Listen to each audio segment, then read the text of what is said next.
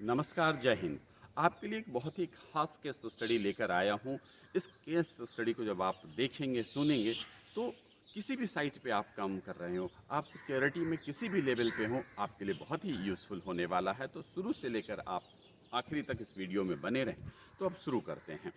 जब आप इस वीडियो को देखेंगे तो आपको ये समझ में आएगा कि पूछताछ करने वाले किसी व्यक्ति को आप अपने पास रखते हैं तो रखते समय क्या क्या सावधानी बरतना है, इसके बारे में आपको जानकारी मिल पाएगी। तो ये काफ़ी यूज़फुल वीडियो है, बने रहें।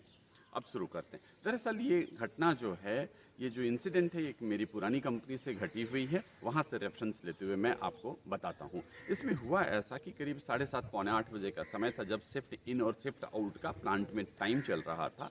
तो उसी समय क्या हुआ कि एक वर्कर जब अपने बाहर जा रहा था तो उसके पैर में कॉपर के शीट्स बंधे हुए थे। तो सिक्योरिटी गार्ड ने टर्नस्टाइल में पंच आउट होने से पहले उसको पकड़ लिया। पकड़ने के बाद उसने मौके पे ही मौजूद शिफ्ट इंचार्ज थे, सिक्योरिटी शिफ्ट इंचार्ज, उनको बताया कि सर ऐसा ऐसा है। तो उन्होंने बोला कि अभी बहुत भीड़ है, इसको मेरे कमरे के साथ वाले एक खाली कमरे में इसको रख दो। अभी आधे घंटे में जैसे ही ये शिफ्ट इन आउट का काम खत्म हो जाएगा, फिर मैं इससे आके पूछताछ करता हूँ।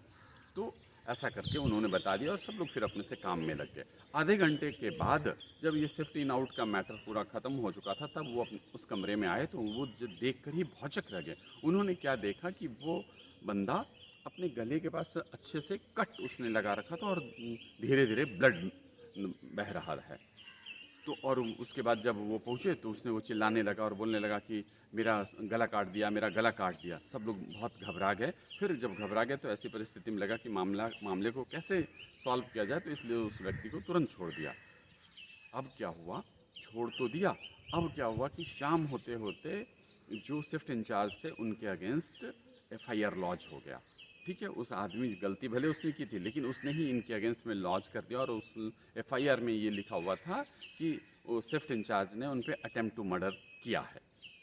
अब परेशानी ये हुई कि गलती किसी और की थी, मतलब बदमाशी तो उसने किया था, लेकिन भुगतना शिफ्ट इंचार्ज को पड़ रहा था और कई सालों तक ये केस चलता रहा। बहुत मुश्किल से ये मामला निपटा।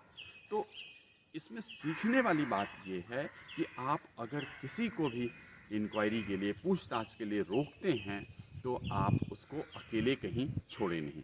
छोड़ने से पहले आप क्या करें कि वहाँ पर एक या दो सिक्योरिटी गार्ड ज़रूरत के हिसाब से आप वहाँ पर लगा दें, ताकि वो कुछ किसी भी तरह का कोई गलत हरकत नहीं कर सके। दूसरी बात कि उसकी प्रॉपर अच्छे तरीके से फ्रिस्किंग कर लेनी चाहिए कि भाई उसके पास कोई गलत चीज़ तो नहीं है जिससे वो अपना कोई नुकसान तो नहीं पहुंचा सकता। तीसरी बात, कोशिश करें ये कि अगर इस तरह का कोई भी मामला पकड़ में आए तो तुरंत उस पर पूछताछ या जो भी कार्रवाई है तुरंत करना चाहिए। नहीं तो क्या होता है कि बाहर के लोगों को इसमें घुसने की बड़ी संभावना रहती है। तो इसीलिए आप हमेशा इस तरह से कोई पूछताछ करें तो